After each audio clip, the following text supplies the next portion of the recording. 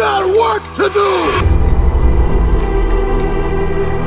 Perspective is everything. Let's go. I need you to hear me loud and clear. How you see this thing is everything.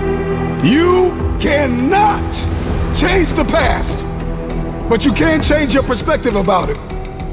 You gotta see this thing differently. Stop complaining about the divorce. Stop complaining about the job loss. Stop complaining about the relocation. Your viewpoint is your advantage. Thank you for breaking up with me. Here's what you did. You opened up another opportunity for somebody else to come into my life. Thank you for firing me. You gave me an opportunity to explore entrepreneurship. I'm not bitter, I'm better. Perspective is what changes the game.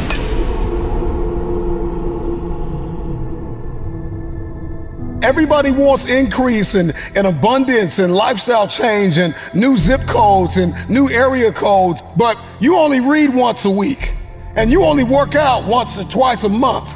And so the reason why you don't have what it is that you see, the reason why what's in your head is not in your hands, it's not your reality, it's because your perspective opposes your potential. You don't have it because you don't see the value in it. If you believe you've been called to be the difference maker, the game changer, the disruptor, the person that comes into a room and commands the atmosphere, if you believe you've been called to be necessary and not grossly irrelevant, then everything you do, everything you see, everything rises and falls on your perspective, your perception, your viewpoint. How do you see this thing?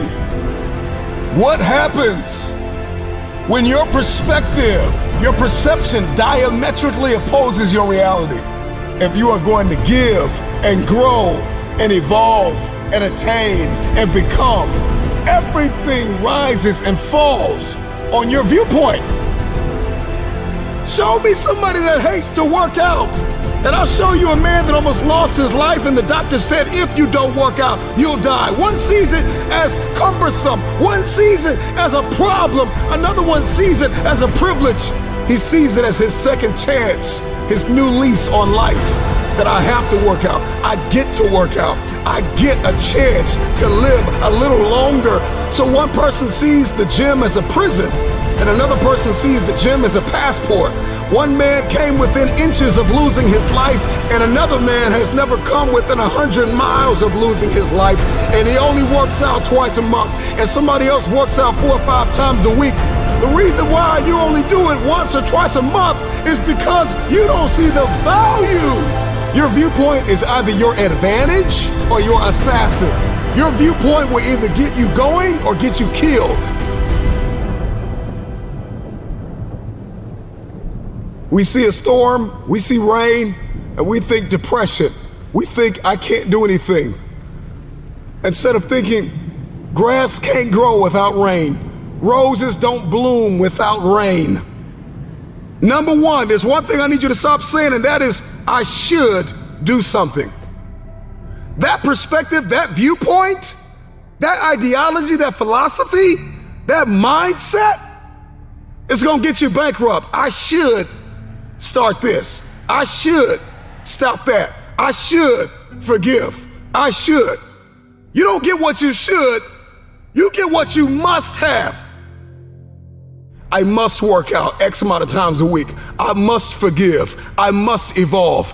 I must become. I must retain. I must grow. I must live. I must evolve. I must go to the next level. I must live in this type of house. I must drive this type of car.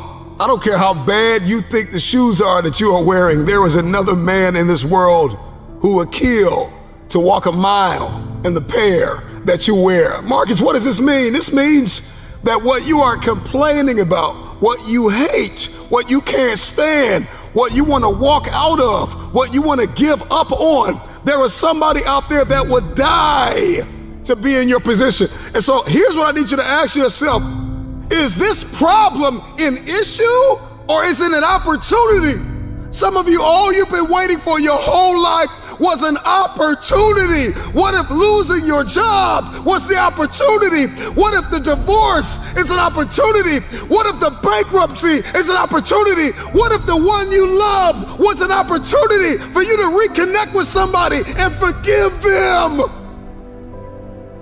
I need you to see the bigger picture. I need you to have a little gratitude. You need to learn how to smile. You need to work out. I know you hate the gym. I know you hate to lift weights. I know you hate cardio. I know you don't like drinking water. I know you don't like taking care of your temple. You think it's the hardest thing to do in the world to commit. But there is somebody who's in the grave today, and if they had another opportunity to live, they would enthusiastically, with great confidence and courage and consistency, do what you hate just to live a little longer. Find the positive, see the bigger picture. Guard your gratitude. The trial, the tribulation, the adversity, the giant is not your assassin. The giant is your opportunity. Are you going to complain in the face of conflict, or are you going to seize the opportunity? I don't care what it is that you're trying to achieve, what you're trying to accomplish, what you're trying to give, how you're trying to evolve, what you are looking to become. Everything rises and falls on your perspective.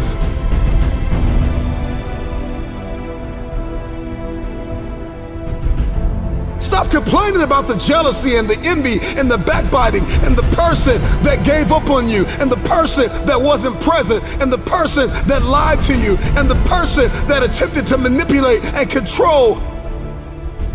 I'm not weary, I'm wiser.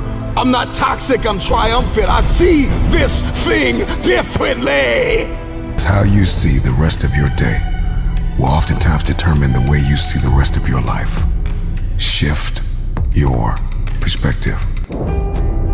If you can change your perspective, you can change the future. Many of you listening to me right now, you have unfinished business, and you need to go back to that dream, back to that idea.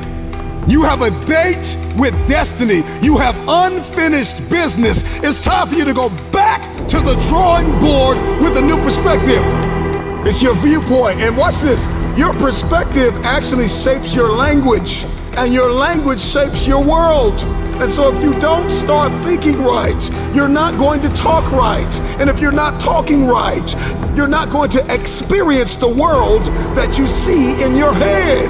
I don't know who God has called you to become, but what I can tell you